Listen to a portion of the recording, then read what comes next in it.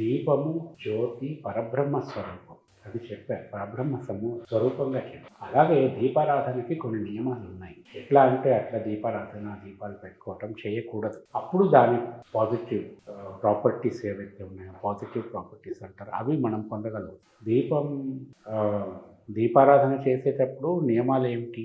దీపం ఎటు పక్కన ఫేసింగ్ ఉండాలి, ఎన్ని ఒత్తులు వాడాలి, దీనికి అన్నీ రకరకాలుగా ఉన్నాయి. ఏకవత్తి దీపం ఎప్పుడూ వాడకూడదు.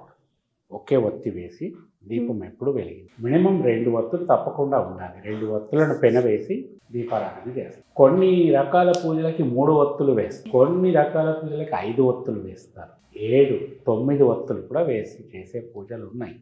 ఆ పూజ విధానాన్ని బట్టి దానికి కొన్ని నియమాలను బట్టి ఇన్నేసి ఒత్తులు వేస్తారు. కానీ సాధారణంగా ఒక సంసారి ఇంట్లో పూజ చేసే సమయంలో ఒక జ్యోతి అంటే ఒక ప్రమిదలో కనీసం 2 ఒత్తులు తప్పకుండా వేయాలి.